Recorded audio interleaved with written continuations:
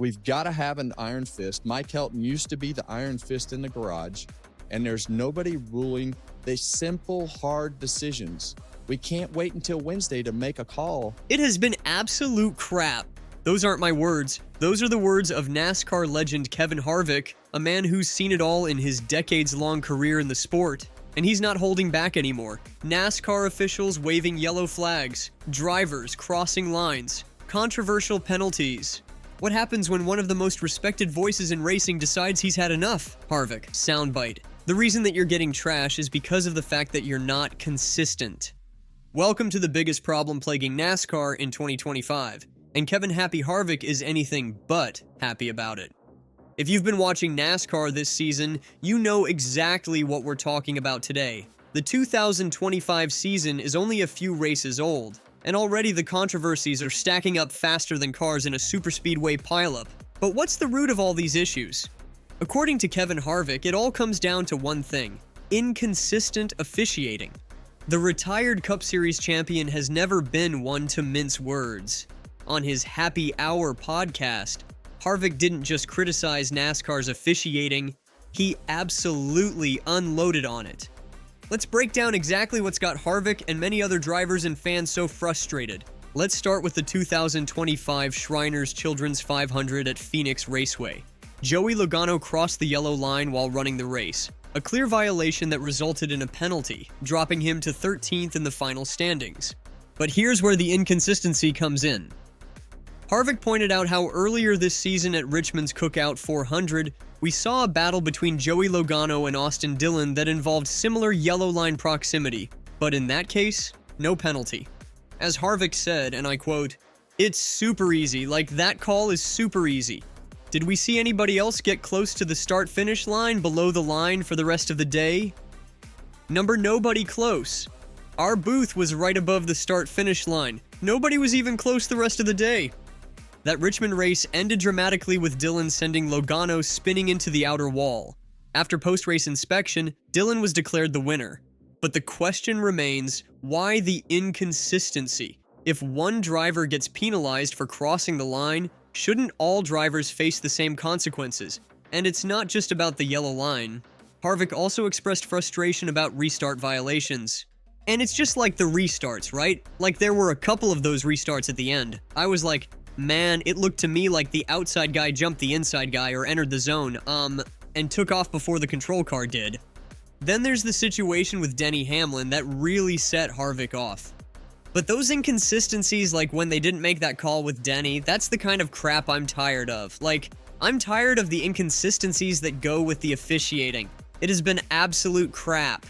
Strong words from a NASCAR champion, but many fans would agree he's just saying what they've been thinking.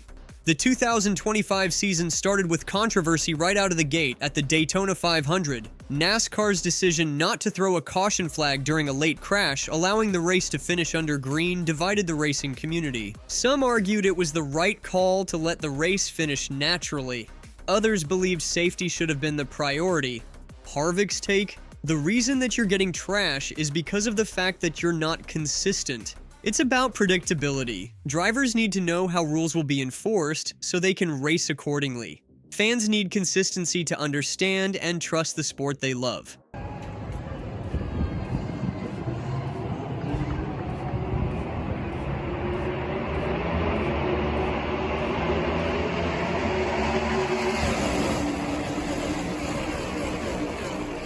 At Circuit of the Americas, we saw even more inconsistency. Several drivers exceeded track limits at Turn 6 without penalty, while Kyle Larson was penalized for a track limits violation at Turn 3. Same race, same rulebook, different enforcement. How is that fair? Team Penske driver Austin Cindric was penalized by NASCAR following his on-track incident with Ty Dillon last weekend at Circuit of the Americas. Early in the race, after contact between the two drivers, Cindric made contact with the right rear of Dillon's number 10 Chevrolet, sending Dillon spinning into the wall. Cindric was fined $50,000. Maybe the most glaring example of inconsistency came when Austin Cindric intentionally spun Ty Dillon by hooking his right rear at COTA. Despite being classified as an intentional wreck, NASCAR only issued Cindric a $50,000 fine and a 50-point penalty. No suspension. Yet in previous similar incidents involving Bubba Wallace and Chase Elliott, drivers were suspended for a race. Again, where's the consistency? And it's not just officiating that has Harvick fired up. He's also joined Christopher Bell in criticizing NASCAR and Goodyear's experiment with option tires, calling them gimmicky.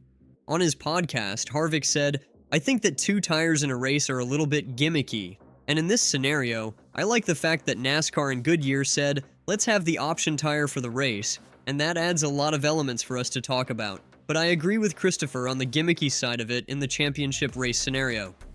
The concern is clear. Are we moving away from traditional racing toward manufactured drama? NASCAR has always evolved, from dirt tracks to super speedways, from carburetors to fuel injection, from the Gen 1 car to the next gen. Change is part of the sport's DNA. But there's a difference between evolution and inconsistency, between innovation and gimmicks. It's worth noting that Goodyear has defended their option tire experiment. Greg Stucker, Goodyear's director of racing, said, "Phoenix went according to plan with the option tire. The feedback we received was that it introduced a strategic element to the race, and the lap time differences between the primary and option tires were in the range we expected." Mark Keto, Goodyear's NASCAR project manager, even confirmed that if the option tire works well during the spring Phoenix race, it would become the primary tire for the championship race at Phoenix in November. So clearly not everyone agrees with Harvick and Bell's assessment. This isn't the first time NASCAR has faced criticism over its decision-making. Remember the introduction of the playoff system? Denny Hamlin famously criticized it, saying, "We're in a sport where you can get caught up in so many wrecks and different things that can happen, right? There are 26 regular season races, and they are proving to be not that substantial to winning a championship, and that's not something you want." Fans have also voiced frustration over poor broadcasting quality, missed action, excessive commercials, safety concerns, the controversial next-gen car durability issues, but perhaps none of these issues cut to the core of the sport like inconsistent officiating. So, what's the solution? Harvick doesn't offer specific fixes in his comments, but we can think of a few. NASCAR desperately needs clear guidelines, enhanced video reviews, and transparency in its officiating decisions. A dedicated consistency committee could ensure rules apply equally across all races and drivers, while formal channels for driver input would improve the rulebook's integrity. Kevin Harvick isn't just complaining. As a champion and respected voice, he's fighting for NASCAR's future. Inconsistent officiating doesn't merely frustrate drivers, it erodes crucial fan trust over time. In Harvick's blunt words, these inconsistencies have been absolute crap. Strong language, perhaps, but exactly the wake-up call NASCAR needs to restore faith in a sport that relies on its passionate fan base. What do you think? Is Harvick right about NASCAR's officiating? Are option tires a good addition or a gimmick that takes away from traditional racing? Let us know in the comments below.